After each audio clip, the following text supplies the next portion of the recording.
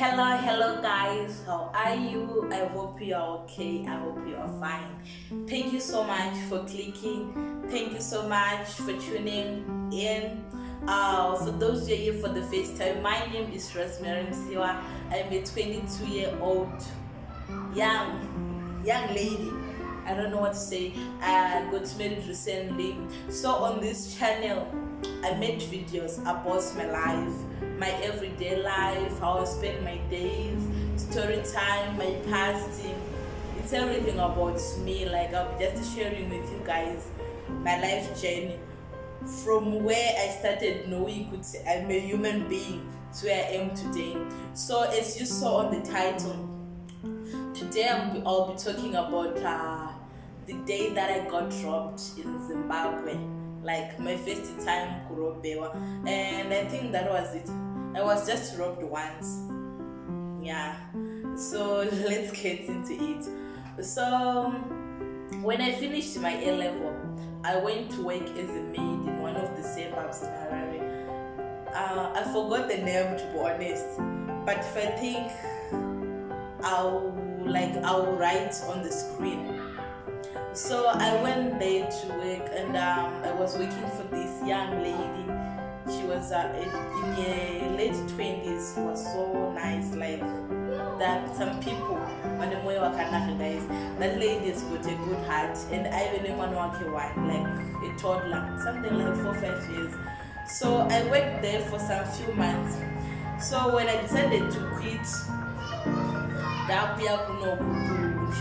so I decided to quit after some few months because Maria Chengeri Shoma, like I wanted to upgrade myself. So I thought to myself, let me go to South Africa for green pastures. And by that time I was 19 going to 20. So it was that time whereby Harare, like in those areas, like mazupos and some smokers. Yeah, like Makomba, they were not allowed. So coming from town to go to that area, it was easy to find a soup because you find it at the ring.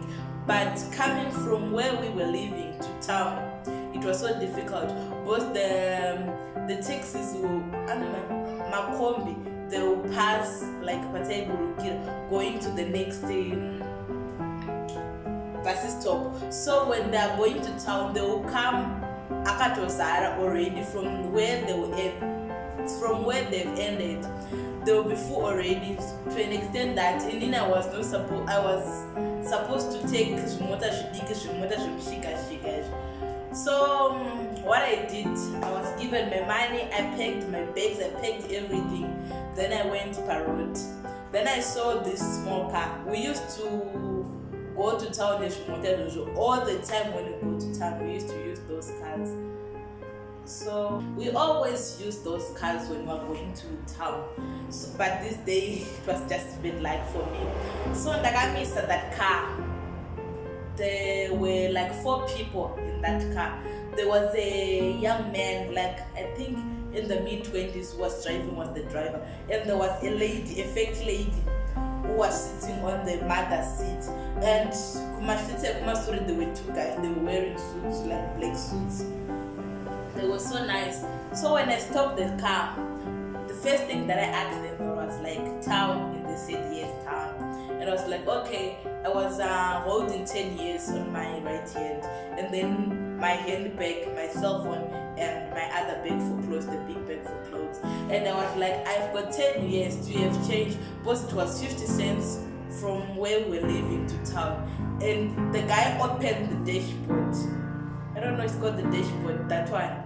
Inside the car where you put some few things in. And there were a lot of money, like bond notes and dollars, like Lucy's $10. It was just full of money, like it's a proof that this guy was doing this business. And I was like, okay, fine.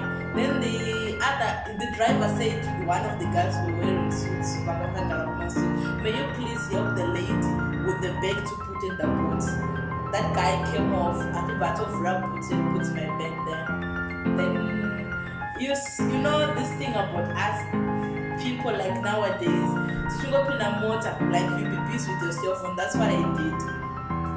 Like I go in a Vandagara, then I took out my cell phone. It was already in my hand in that 10 years. So I just started in my cell phone. I think we drove about maybe less than 200 meters.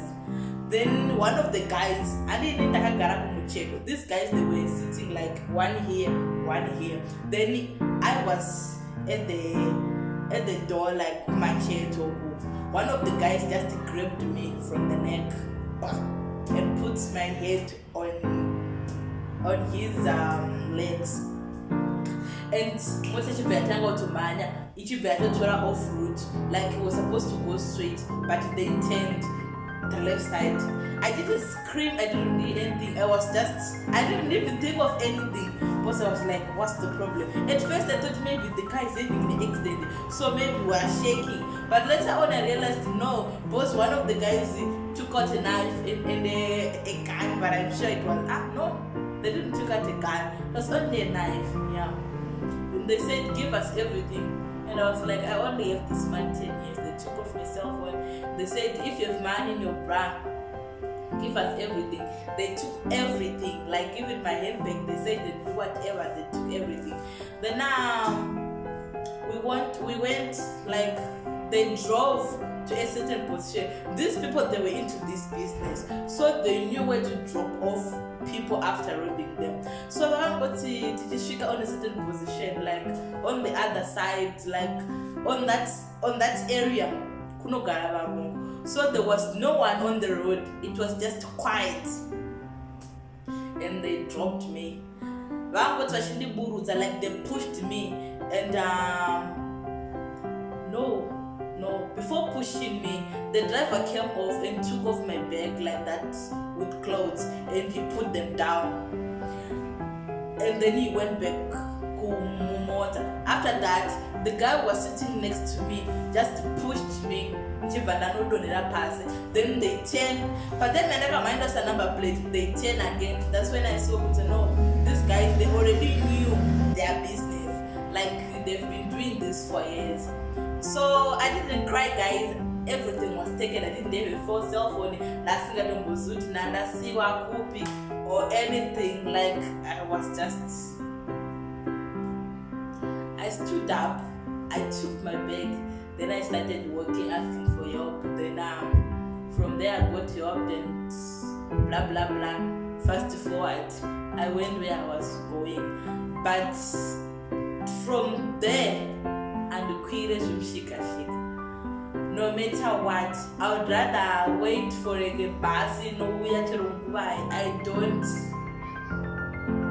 And the queries will shika. Like I was traumatized. I think I spent almost a year with that trauma. So I would see the vision of what happened on that day. I didn't cry. I just cleaned my bag. Then I started walking. I tried to be, but no tears came out. Like, am I alive? Is this really happening to me?